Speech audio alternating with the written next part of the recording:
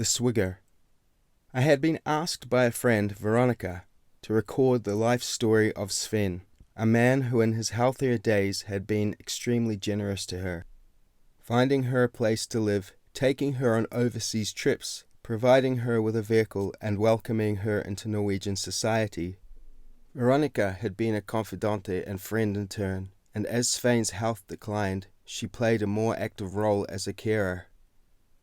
"I'm so sorry about the smell," said Veronica when we entered Svein's Akerbrugge apartment.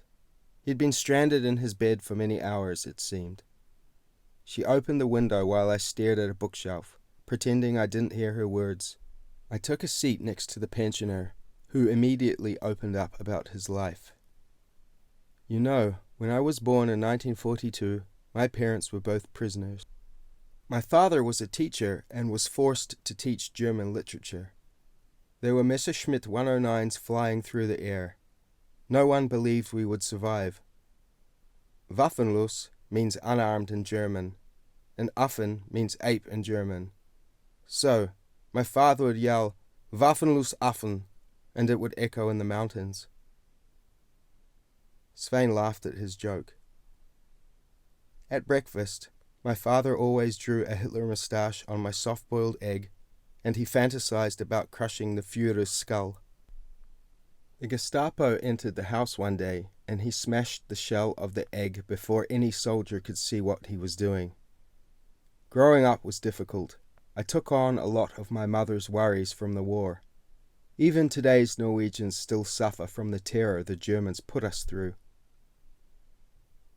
When I returned to chat more with Svein a week later, he was lying in his bed, drunk. A quarter-full bottle of vodka lay next to him. Half a glass of milk sat on a nearby table. "I love Veronica. I am from West Norway. I am from Viking blood," he said, thumping his chest with his fist. "I used to look down on these darker Eastern European people. They are peasants, but I learned to respect them, and that they are very smart."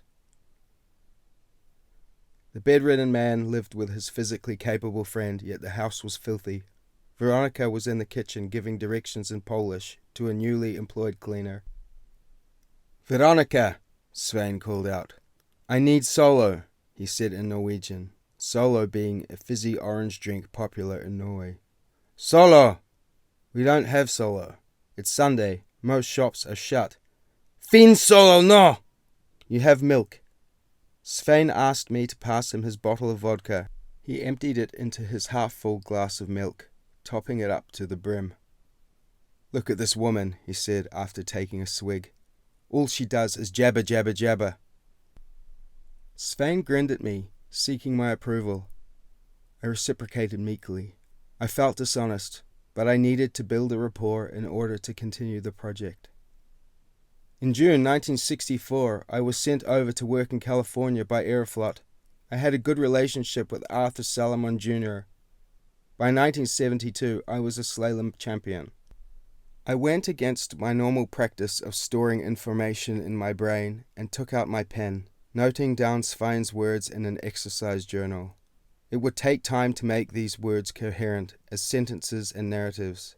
He finished the milk and vodka mix, asked me to pour another, and began to talk of women he'd fallen for, jobs with the Secret Service in Senegal, and more women he'd fallen for, his ranting hard to contain. Although his English was immaculate, dealing with an alcoholic would be difficult. Publishing would be problematic as well. My previous writing had all been self-published for a number of reasons, the primary one being a need for control of my own work. For Veronica and Svein, this was an interesting project, to me an arduous and painful job. When I informed Svein I'd require payment for the work, he slammed his glass down. "No one said anything about money. Veronica, pour me a drink." "You're an ethnic Norwegian," I said. "If we publish under your name in the Norwegian language, you'll get a contract from the Norwegian literary system and the book will be put in the library." "What? There are hundreds of similar stories to mine. No one will make money from it. There's nothing special about my life," he growled. "Have a think about it. Veronica will give you my quote." I left and emailed Veronica a list of journalistic rates, offering my hourly service at 40% of the recommended 600 krona per hour. 5 weeks later, she contacted me. I convinced Svein to pay you. We've decided on a contract. There will be one contract between him and me and one between you and me. Will you be able to visit him this week? No, I have too much going on. Svein died a fortnight later.